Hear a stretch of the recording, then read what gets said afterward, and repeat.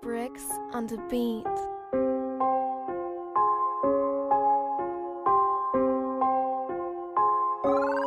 Et bienvenue dans la chaîne de Mathématiques Sciences. Aujourd'hui, je vais présenter et expliquer une nouvelle vidéo, qui est une vidéo tout simplement en mathématiques pour les secondes. Et dans cette vidéo de mathématiques pour les secondes, on va s'entraîner ce coup-ci à montrer qu'une fonction est décroissante. Alors donc, ici, vous allez voir que la technique est pas très compliquée, en tout cas en seconde. Ça demande juste pas mal de manipulation. Mais également, je voudrais vous attirer votre attention là-dessus. Normalement, pour ceux qui vont faire SPMAT l'année prochaine, donc en première, il faut savoir que oui, démontrer qu'une fonction est décroissante, on aura un nouvel outil pour le faire.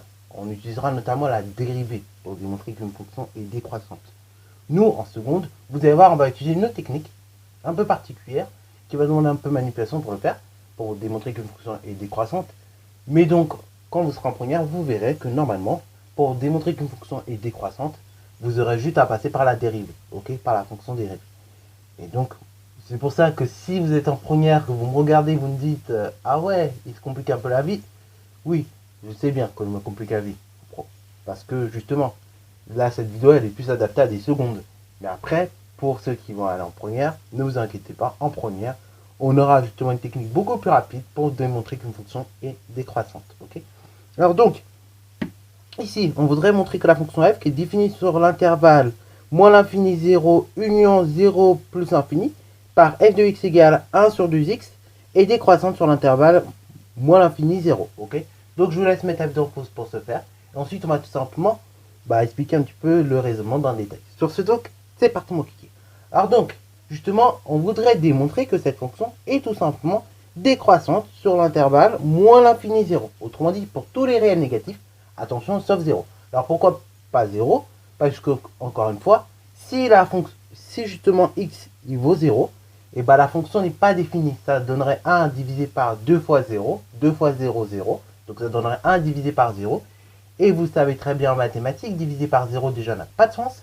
Et de 2, on ne peut pas avoir un dénominateur 0, puisqu'on n'aurait pas de numérateur, pas de valeur en tout cas, qui annulerait 0. Ok, voilà, on n'aurait pas d'inverse qui ferait que justement, on fait 1 sur 0 multiplié par quelque chose. Ok, l'inverse de 1 sur 0, enfin 1 sur 0 en tout cas, voilà. On pourrait pas, ok. On pourrait pas annuler 0 que le dénominateur, parce qu'en fait, 0 n'a pas d'inverse, ok. 0 fois quelque chose, enfin 0, vous pouvez pas le multiplier par un inverse, ok. Voilà, pour que du coup le produit donne 1, ok. Vous pouvez pas faire 0 fois quelque chose qui donne 1. 0 fois quelque chose donnera toujours 0. Donc c'est pour ça que justement la fonction n'est pas définie en x égale 0, ok. Parce qu'on n'a pas de valeur qui après annulerait le produit, ok. Qui ferait que ça ferait 1, du coup, ok. Voilà, pas de valeur inverse. Donc, du coup, ici, on va démontrer que cette fonction est décroissante sur moins l'infini 0 exclu.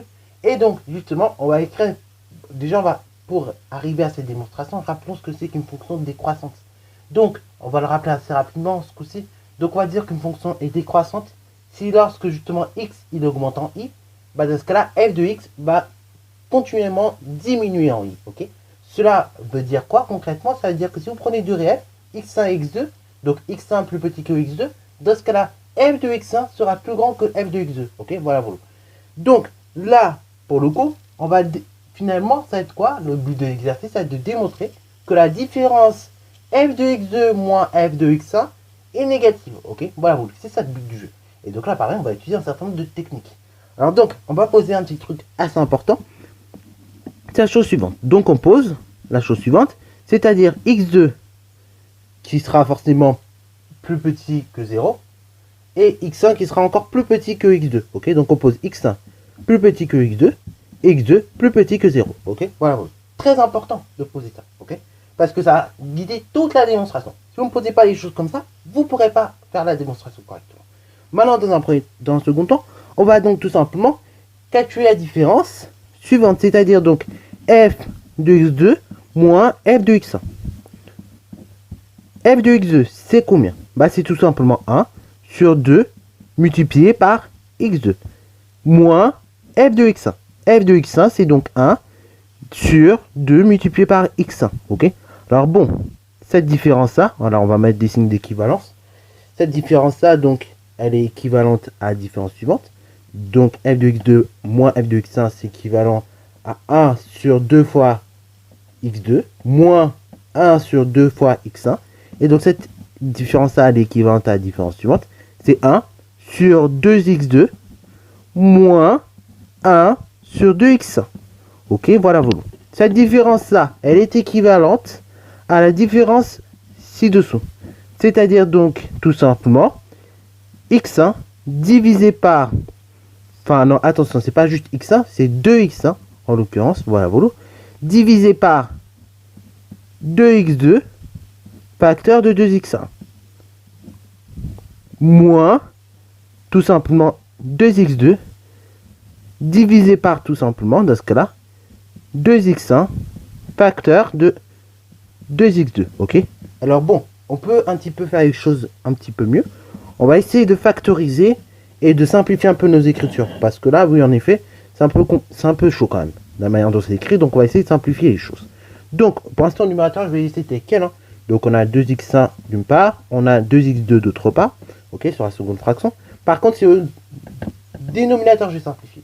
Alors bon, là, vous avez tout simplement 2 facteurs de x2, facteur... Enfin, vous avez 2 fois x2, facteur de 2 fois x1. Et là, pareil, 2 fois x1, facteur de 2 fois x2. Bon, on peut largement factoriser. Enfin, on peut tout simplement simplifier la chose. Donc, on écrivera la chose suivante. C'est-à-dire, dans ce cas-là, 4 facteur de x2, facteur de x1. Ok, 4 multiplié par x2 fois x1. Et après, pareil, là, on peut simplifier en 4 multiplié par x2 fois x1. Ok, voilà. Alors oui, pareil, là j'ai permuté, on a le droit de permuter. Hein. Voilà. Alors pourquoi je me permets d'écrire cela? Parce que, petite chose importante, effectivement, comme je viens de le dire sans faire attention, c'est qu'on peut permuter. Quand vous avez un produit comme ça, on a le droit de permuter en fait. Ceci là, que vous voyez, par exemple 2 fois x1 facteur de 2 fois x2, on peut également écrire 2 fois x1 fois 2 fois x2. C'est-à-dire sans les parenthèses. Et donc là, vous avez bien le droit de permuter tous les termes, puisque vous avez, vous avez le droit de permuter à chaque fois tous les facteurs du produit, puisqu'à chaque fois, là, on a qu'une multiplication. Ok, et quand on a une multiplication, permutation des facteurs possibles. Ainsi, donc, le 2, je vais le mettre avec le 2. Donc, 2 fois 2, 4. Après, donc, je regroupe x1 et x2 ensemble. Ok, voilà. D'où le dénominateur que j'obtiens. Alors, donc, cette différence-là également est équivalente à la différence ci-contre. C'est-à-dire, donc, on peut écrire ça un petit peu mieux. 2x1 moins 2x2 facteur de, divisé dans ce cas-là par 4 facteur de x2 fois x1, ok, voilà. Donc cette différence-là est équivalente à ça, ok. Donc c'est 2x1 moins 2x2 divisé par 4 facteur de x2 fois x1, ok, voilà. Alors on peut encore faire les choses bien en disant dans ce cas-là qu'on peut factoriser par 2.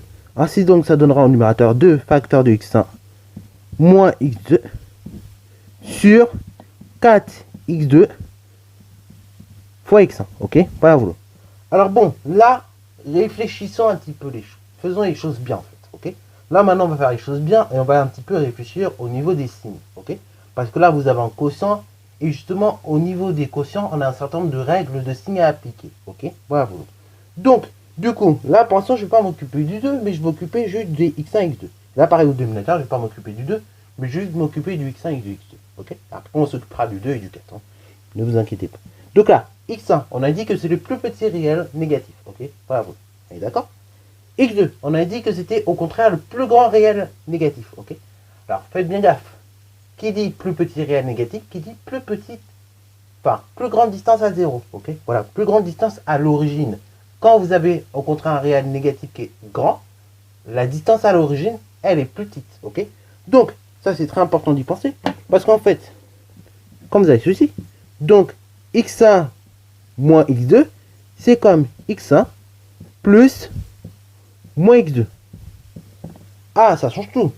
Autrement dit, donc c'est x1 plus l'opposé de x2. Ok. Quand vous avez x1 moins x2.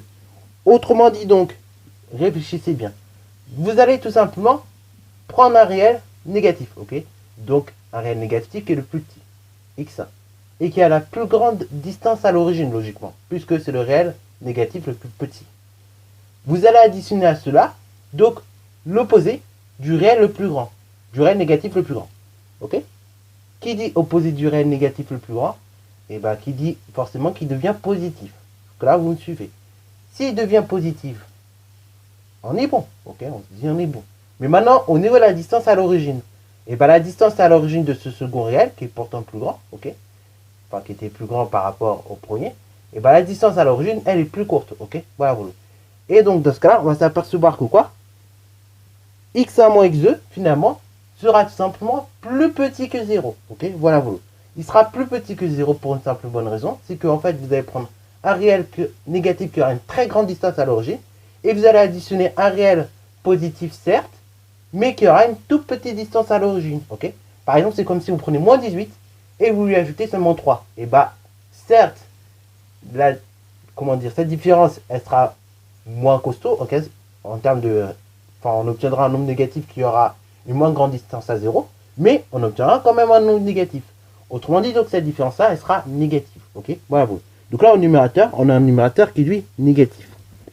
Dans un second temps, au niveau du dénominateur, au niveau également du 2, ok, bah, que tu multiplies par 2 ou quoi, finalement, ça va rien changer.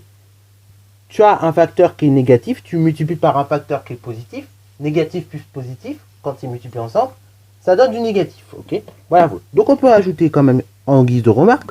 Or, justement, x1 moins x2, c'est équivalent donc à x1 plus moins x2, donc plus l'opposé de x2. Et donc justement, on avait dit justement, dans ce cas-là, on avait dit également que x1 était largement plus petit que x2, ok, mais que x2 était plus petit que 0. Ainsi donc, cette différence-là, ok, ça va du coup introduire, en conséquence, donc ça va faire que la différence x1 moins x2 sera forcément négatif, ok, voilà. Parce qu'encore une fois, pour les mêmes raisons que tout à l'heure, vous allez ajouter un réel qui est négatif, qui a une très très grande distance à 0, en l'occurrence, puisque c'est le plus petit. Et après, vous ajoutez l'opposé du second réel, ok, voilà, qui lui va devenir positif, mais qui aura une toute petite distance à 0, ok. Et bah dans ce cas-là, le résultat sera forcément négatif, ok. Voilà. Donc là, d'une part, on voit que ceci est négatif, ok. x1 moins x2 est négatif, mais également, quand tu vas multiplier par 2, 2 facteurs de x1 moins x2, ça va tout de même rester négatif, ok. Voilà. Tu multiplies un réel en effet qui est négatif par un réel qui est positif, donc ça va rester négatif, ok. Bravo. Alors donc ça c'est ce qu'on peut constater pour le dénominateur, enfin le numérateur, pardon. Maintenant au dénominateur, qu'est-ce qu'on peut constater? Là j'en produis, ok, j'en produis de deux réels qui sont strictement négatifs, donc produit de deux réels négatifs, résultat positif. Je multiplie ça par 4, donc là également résultat positif, ok, voilà. Donc là, par contre au niveau du produit, ce que l'on peut mettre, on peut mettre que x2 facteur de x1 lui sera positif, ok, voilà, puisqu'on a un produit de deux réels négatifs, hein, voilà. Également cela induit que 4 facteurs de x2 facteur de x1, ok, d'ailleurs qu'on aurait pu écrire tout simplement comme je l'avais écrit, 4 fois x2 fois x1, ok, voilà, sans les parenthèses, sans rien du tout, et bien lui sera également positif, ok, voilà. Donc, en conclusion, on dit quoi? On a tout simplement un numérateur qui est négatif, on divise cela par un numérateur qui est positif, un dénominateur qui est positif, j'y arrive. Dans ce cas-là, tu divises un négatif par un positif, par la règle des signes, il va se passer que tout simplement cette différence-là sera forcément négative, ok, voilà. Donc du coup, la différence f de x2 moins f de x1 est équivalente donc à 2 facteurs de x1 moins x2, divisé par 4 facteurs de x2 facteur de x1, et donc cette différence-là, par conséquent, elle est négative, ok, voilà. Ainsi, donc cette différence est négative, et donc on peut ajouter en conséquence, ainsi donc on a la chose suivante.